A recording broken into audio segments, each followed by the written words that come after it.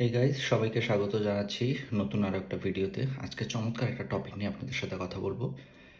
টপিকটা হচ্ছে আমরা সাধারণত গ্রোসারি স্টোর বা সুপারমার্কেট, সুপার স্টোর এগুলোতে গেলে দেখতে পাই যে প্রাইস ট্যাগগুলো থাকে সেখানে 299 বা 399, 1099 অথবা $99.99 এইরকমভাবে প্রাইসগুলো নির্ধারণ করা থাকে।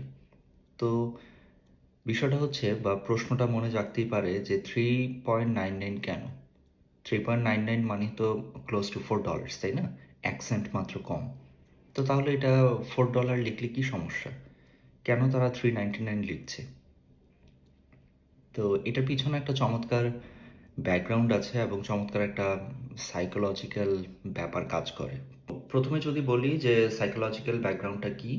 সেটা হলো যে আমরা সাধারণত শপিং করতে গেলে আমরা প্রথম ডিজিটটার দিকে আসলে খেয়াল করি। দশমিকের পরে কি আছে ওইটার দিকে আমাদের চোখটা একটু কম পড়ে বা ওইটার দিকে আমরা নজর কম দিই। সো যখনই দেখি যে এই প্রোডাক্টটার দাম 299, তখন মনে হয় ও আচ্ছা $2, তাহলে তো নিতেই পারি, চিপ মনে হচ্ছে।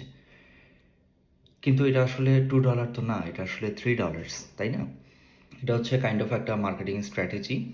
তো আর আমাদের এই সাইকোলজিক্যাল যেই বিষয়টা, এই সাইকোলজিক্যাল বিষয়টাকে তারা তাদের মার্কেটিং স্ট্র্যাটেজি হিসেবে কাজে লাগাচ্ছে। তাদের পার্সপেক্টিভ থেকে খুবই স্মার্ট মুভ, কিন্তু আমাদের সাইড থেকে আমরা বোকামি করছি বা তারা আমাদেরকে বোকা বানাচ্ছে। আর যদি হিস্ট্রির দিকে তাকাই যে এটা কবে থেকে শুরু হলো বা কিভাবে শুরু হলো, তাহলে বলতে হয় 1800 শতকের শেষের দিকে। এটা হচ্ছে ক্যাশ রেজিস্টার্স একটা কোম্পানি ছিল, তারা এটা ইন্ট্রোডিউস করেছে। কেন করেছিল এটার পিছনে একটা ব্যাখ্যা আছে। কারণটা হচ্ছে ওই সময়ে দেখা গেল একটা প্রোডাক্টের দাম ধরেন $2। তো অনেক সময় এটা রেকর্ডে থাকতো না রেজিস্টারে যে এই পণ্যটা বিক্রি হয়েছে এবং ওই পণ্যটা বিক্রির জন্য $2 পেয়েছে বা $2 পেয়েছে। তো এতে করে অনেক প্রোডাক্ট সেল হতো ঠিকই, কিন্তু ওই পরিমাণে রেভিনিউটা আসতো না, টাকা গুম হয়ে যেত। তো এই জন্য তখন কোম্পানি কি ভাবলো যে যদি আমি 299 দেই তাহলে কাস্টমার তো $3 দিবে ক্যাশে, কাউন্টারে এসে যখন সে চেক আউট করতে যাবে। তো তখন কি করতে হবে? ড্রয়ার খুলতে হবে, রেজিস্টারটা খুলতে হবে, সে $3 রিসিভ করেছে এইটা রাখতে হবে এবং 1 সেন্ট তাকে ব্যাক করতে হবে কাস্টমারকে।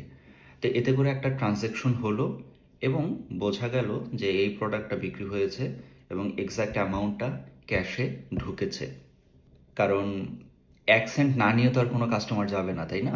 তো এভাবে দেখা গেল যে আগে যেই সিচুয়েশনটা ছিল যে অনেক প্রোডাক্ট গুম হয়ে যেত, টাকা গুম হয়ে যেত, প্রোডাক্ট সেল হচ্ছে ঠিকই, তো ওই জিনিসটা অনেকটা নির্মূল করা সম্ভব হয়েছে।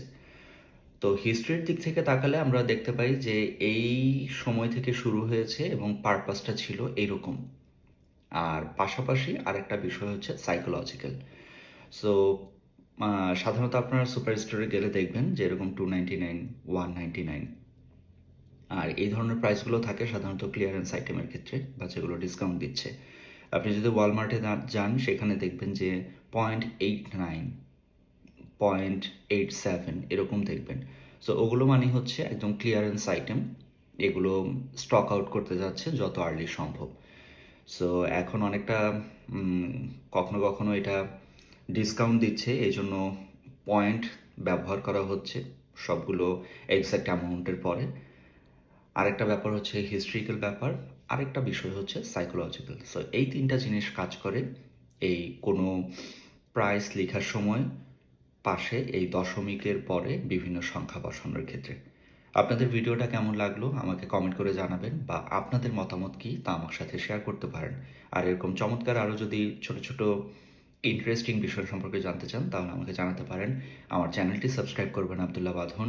ফেসবুক পেজ আছে এবং ইনস্টাগ্রাম আছে আবদুল্লাহ বাঁধন নামে। সবাই ভালো থাকবেন, দেখা হবে নেক্সট কোনো ভিডিওতে।